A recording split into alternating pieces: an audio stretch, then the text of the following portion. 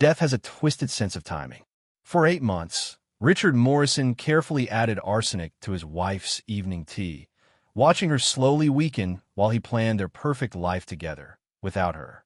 But when Margaret Morrison finally succumbed to the poison coursing through her veins, Richard had no way of knowing that his own heart would stop beating just 3 hours later.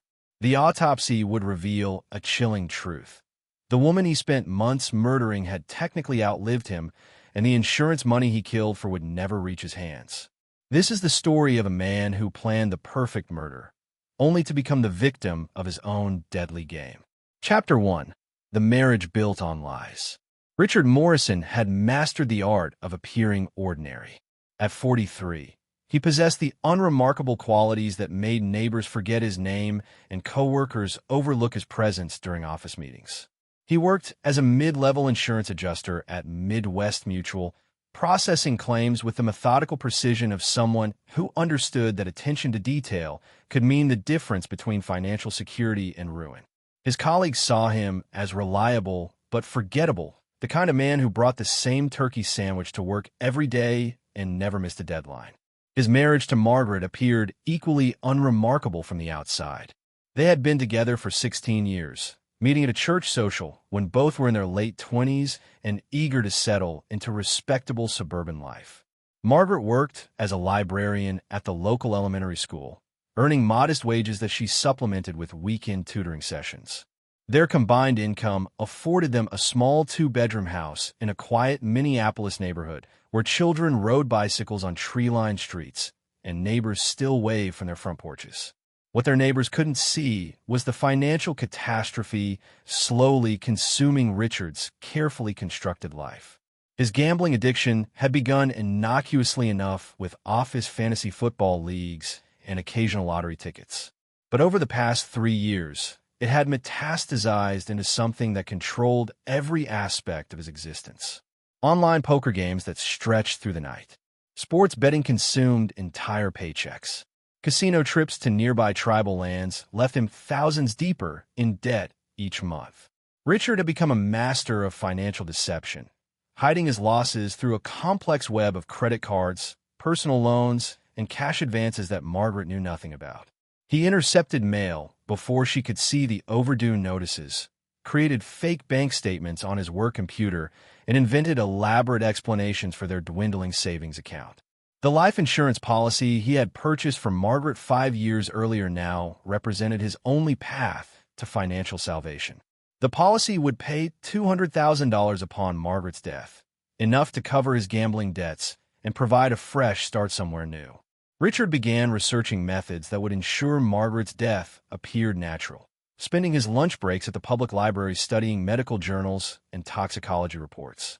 He learned about substances that mimicked common health conditions, dosages that would kill slowly enough to avoid suspicion, and symptoms that doctors would attribute to natural causes. Margaret's evening tea ritual provided the perfect delivery method. Every night at exactly 8 o'clock, she prepared chamomile tea and settled into her favorite chair to read before bed. Richard began adding microscopic amounts of arsenic to the tea leaves, carefully calculating doses that would build up in her system over months rather than causing immediate illness. The poison came from rat bait purchased at different hardware stores across the city, each transaction paid for with cash to avoid creating a paper trail. Richard extracted the arsenic using techniques he had learned from chemistry websites, creating a colorless, tasteless addition to Margaret's nightly routine. As he watched his wife sip her poisoned tea while discussing her day at the library, Richard felt both relief at his solution and horror at what he had become. Chapter 2. The Slow Descent. The changes in Margaret began subtly during the 3rd week of Richard's poisoning campaign. She complained of persistent fatigue that her usual afternoon naps couldn't remedy, attributing it to the stress of preparing her 4th-grade students for standardized testing. Richard nodded sympathetically while internally calculating that the arsenic was beginning to accumulate in her liver and kidneys exactly as his research had predicted. Margaret's appetite diminished gradually, causing her to push food around her plate during their quiet dinners together. She mentioned that nothing tasted quite right anymore, wondering if she was developing some kind of food sensitivity. Richard suggested she see their family doctor, knowing that Dr. Harrison would likely attribute her symptoms to stress or seasonal depression. The concerned husband's routine came naturally to him now, each expression of worry carefully calibrated to deflect suspicion. As autumn progressed into winter, Margaret's condition deteriorated in ways that alarmed their friends and family.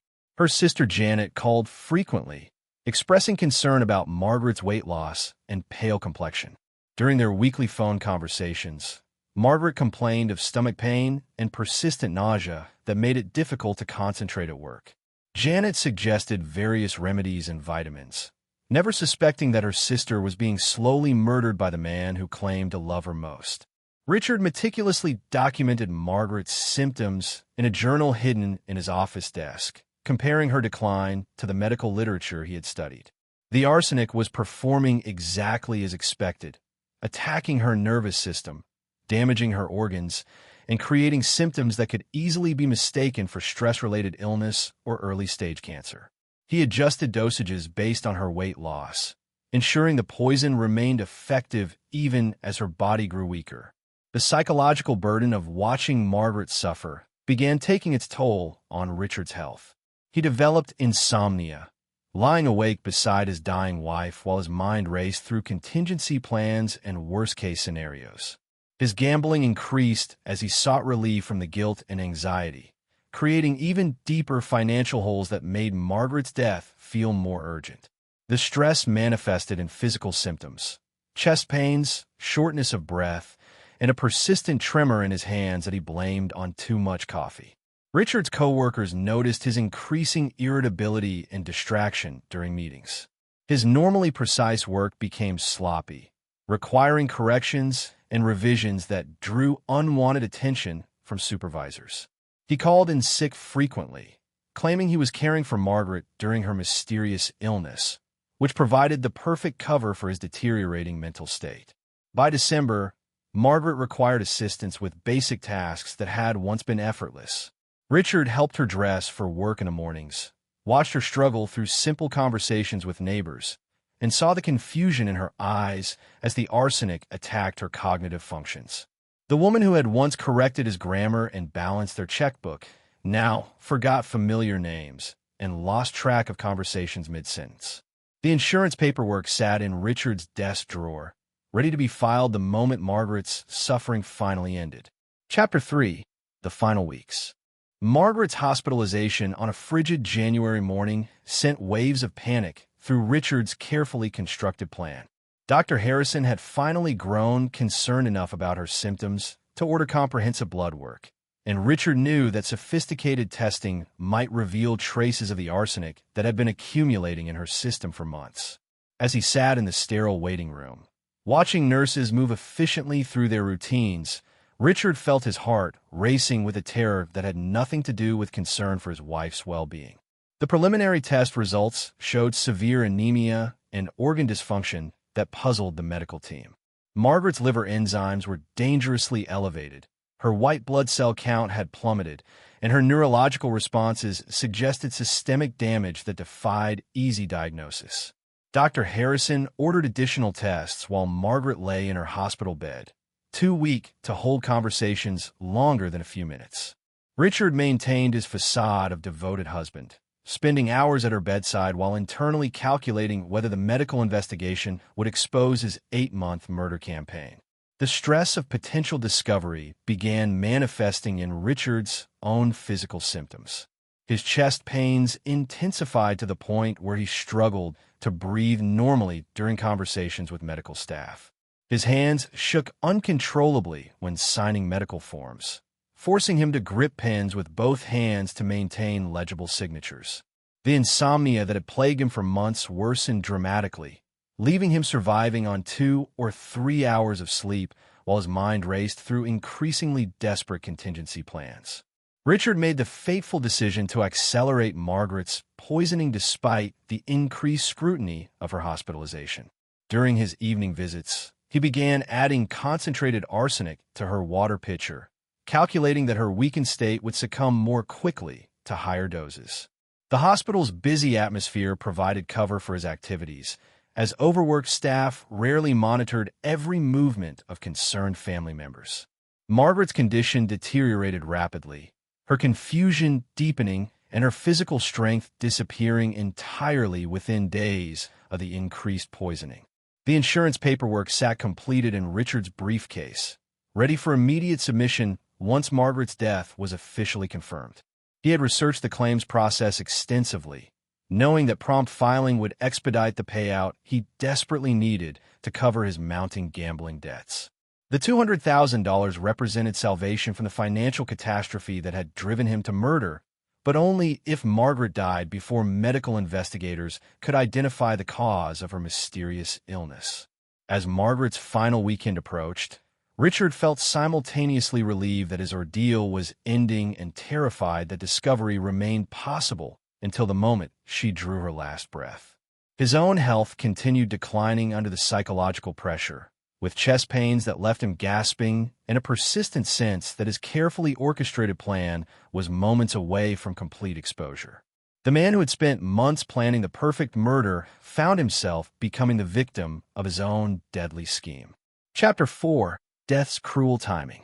Margaret Morrison drew her final breath at 11:47 p.m. on February 14th, her weakened heart finally succumbing to 8 months of systematic arsenic poisoning. Richard sat beside her hospital bed, holding her hand as monitors flatlined and medical staff rushed through the motions of attempting resuscitation. When Dr. Harrison officially pronounced her death at 12:03 a.m., Richard felt a surge of relief so profound it nearly overwhelmed his carefully maintained grief performance. The preliminary cause of death was listed as organ failure secondary to an unknown systemic illness. Richard signed the necessary paperwork with trembling hands, attributing his emotional state to devastating loss rather than the chest pains that had been intensifying throughout Margaret's final hours. He drove home through empty streets, his mind already focused on filing insurance claims and beginning his new life free from gambling debts and financial ruin. Richard's heart attack began at 2:23 a.m. as he sat at his kitchen table, organizing the insurance documents he would submit first thing in the morning. The crushing chest pain that had plagued him for weeks suddenly intensified beyond anything he had experienced, radiating down his left arm and up into his jaw. He reached for his phone to call for help, but the massive cardiac event struck with devastating speed. When emergency responders arrived at the Morrison house 6 hours later, responding to a welfare check requested by Margaret's worried sister, they discovered Richard's body collapsed on the kitchen floor. The insurance paperwork was scattered around him, along with the bottle of heart medication he had never had time to take. The medical examiner noted the bitter irony. Richard Morrison had died at approximately 2:30 a.m., just 2 hours and 43 minutes after his wife's death was officially recorded. Initial reports described the tragic coincidence of a grieving husband whose heart literally broke from losing his beloved wife. Family members and neighbors struggled to comprehend how both Morrisons could die within hours of each other, attributing Richard's death to the overwhelming stress of watching Margaret's mysterious illness consume her over many months. The insurance companies are prepared to process claims for both policies, viewing the deaths as separate tragedies that had devastated a loving family. Nobody suspected that Margaret Morrison had technically outlived the husband who spent 8 months murdering her. The official timestamps would later reveal that Richard died before Margaret's death certificate was filed, creating a legal situation that would transform a perfect murder into a perfect disaster. The man who had planned every detail of his wife's death had failed to account for the one variable he couldn't control: his own mortality. The poison that killed Margaret would soon be discovered, but Richard would never face justice for his crime. Death had delivered its own verdict before the legal system could intervene. Chapter 5: The Investigation Begins. Margaret's sister Janet refused to accept the official explanation for both deaths occurring within hours of each other. Her persistent calls to the medical examiner's office demanding answers eventually prompted a more thorough investigation into what had initially been dismissed as a tragic coincidence. Janet's intuition that something felt wrong about her sister's prolonged illness and sudden death would prove devastatingly accurate. The autopsy results that arrived 3 weeks later shattered every assumption about the Morrison family tragedy. Margaret's tissue samples revealed lethal concentrations of arsenic that could only have resulted from systematic poisoning over many months. The levels were so high that toxicologists immediately ruled out accidental exposure, concluding that someone had been deliberately administering the poison in carefully measured doses designed to kill slowly while mimicking natural illness. Detective Sarah Chun was assigned to investigate what had suddenly transformed from a medical mystery into a homicide case. Her initial review of the Morrison household finances revealed Richard's catastrophic gambling debts, unpaid credit cards totaling over $60,000, and desperate attempts to secure loans in the weeks before Margaret's death.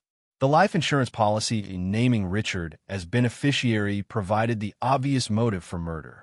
The forensic investigation of the Morrison house yielded damning evidence that reconstructed 8 months of premeditated murder.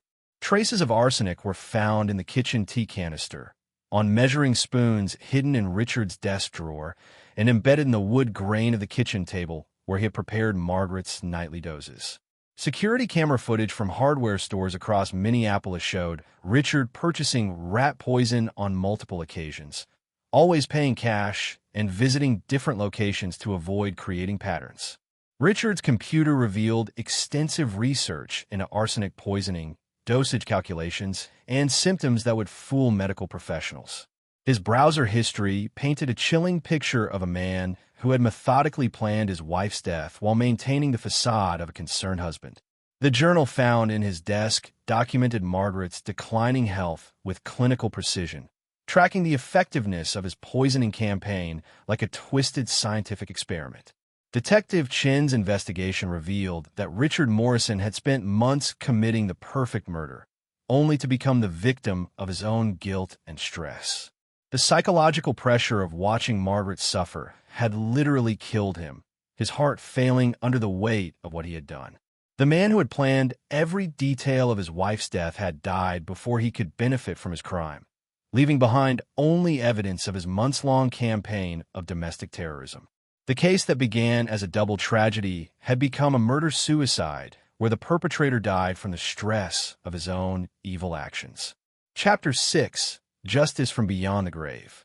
The legal complexities surrounding Richard Morrison's death created an unprecedented situation that challenged fundamental assumptions about murder, justice, and insurance law. Since Richard died before Margaret's death certificate was officially filed, he had technically predeceased his victim by legal standards, despite being her killer. This technicality would have profound implications for how justice was ultimately served. The insurance companies immediately froze both policies pending criminal investigation. Margaret's policy, which would have paid Richard $200,000, became void since the beneficiary had died before the insured. Richard's own life insurance policy was invalidated due to the criminal investigation, as most policies contain clauses preventing payouts when the insured dies while committing felonies. The money Richard had killed for would never reach anyone's hands. District Attorney Michael Torres faced the unusual challenge of prosecuting a murder case where the perpetrator was dead. While Richard could not be criminally charged posthumously, Torres proceeded with a formal investigation to establish the facts for public record and to provide closure for Margaret's family. The evidence was overwhelming. Forensic proof of systematic poisoning, financial motive, and Richard's own documentation of his crime. Margaret's family discovered the true nature of the man they had trusted for 16 years. Janet Morrison found herself grappling with the realization that her sister had been slowly murdered by someone who had appeared at every family gathering, shared every holiday meal, and offered comfort during difficult times. The betrayal felt almost as devastating as the loss itself. The final irony emerged during the estate proceedings. Richard's gambling debts exceeded any assets he possessed, leaving his estate in bankruptcy. The creditors who had driven him to murder would receive nothing, as would the wife he killed for insurance money. His months of careful planning had resulted in financial ruin for everyone involved. Margaret Morrison was buried with the dignity and respect she deserved, while Richard's body was cremated in a simple ceremony attended only by a funeral director. The woman who had dedicated her life to teaching children was mourned by hundreds of people whose lives she had touched. The man who murdered her was forgotten by everyone except the investigators who documented his crimes. The Morrison case established legal precedents about spousal murder and insurance fraud that would influence future investigations. But more importantly, it demonstrated that justice sometimes comes from unexpected sources. Richard Morrison had planned the perfect murder and executed it flawlessly, only to be killed by his own guilt before he could enjoy the fruits of his crime. The woman he slowly poisoned had outlived him by legal definition, ensuring that his evil plan became his ultimate punishment. Sometimes the most perfect justice comes not from courts or juries, but from a moral weight of our own actions destroying us from within. Richard Morrison's greed became his own death sentence, proving that sometimes karma works faster than the justice system. What did you think of this twisted tale of murder and ironic justice? Drop your thoughts in the comments, smash that like button, and subscribe for more shocking true crime stories where the criminals become their own worst enemies.